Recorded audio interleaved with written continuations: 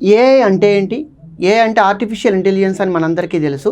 In జనరల్‌గా మానవుని యొక్క మేధస్సును మిమిక్ చేయటం. అంటే మానవుని యొక్క మేధస్సు లాగానే ఆలోచించేటట్లు కనపడే దీన్ని ఏమంటారంటే ఆర్టిఫిషియల్ ఇంటెలిజెన్స్ అని అంటారు. మరి నిజంగా ఆర్టిఫిషియల్ ఇంటెలిజెన్స్ మానవులాగానే ఆలోచిస్తుందంటే ఖచ్చితంగా ఆలోచించదు. మరి ఏఐ ఆలోచించాలంటే ఏమి కావాలి అనంటే ఏఐకి మనం ఎక్కువగా డేటా ఇవ్వాలి. అంటే డేటా ఆధారంగా ఆ ఆల్గారిథం ప్రకారం అది నిర్ణయాలు తీసుకుంటుంది. ఒక రకంగా చెప్పాలి అనంటే ఏఐ అనేది 3 రకాలుగా అంటే ఏఐ ఆలోచించడానికి 3 రకాల స్టెప్స్ ఉంటాయి. అందులో నెంబర్ 1 డేటాని ఇవ్వడం. అంటే ఏఐ ఆలోచించాలంటే ఫస్ట్ ఆఫ్ ఆల్ మనం ఏం చేయాలంటే దానికి అత్యధిక డేటాని ఇవ్వాలి.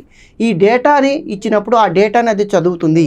తర్వాత రెండో స్టెప్లో ఏం చేస్తుందంటే ఈ డేటాని అదేం చేస్తుందంటే చదివి ప్యాటర్న్స్ని ఏర్పడుతుంది. ఎట్లా చదువుతుంది అనంటే మెషిన్ లెర్నింగ్ ద్వారా అది ఏఐ ప్యాటర్న్స్ని ఏర్పరచుకుంటుంది.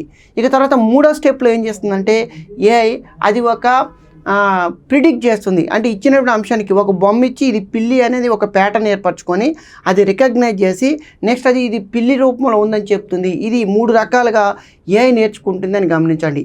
మరి ఏఐకి ఉదాహరణ ఏంటంటే మనం రెగ్యులర్గా ఉపయోగించేటువంటి చాట్‌జీపీటీ కానీ యూట్యూబ్లో మనం ఏదైనా ఒక తరహా వీడియో కనుక చూస్తే అందులో ఉన్నటువంటి కంటెంట్ ఆధారంగా ట్యాగ్స్ ఆధారంగా నెక్స్ట్ అటువంటి వీడియోలని మీకు అందించడం కూడా ఏ ఆధారంగానే నడుస్తుంది.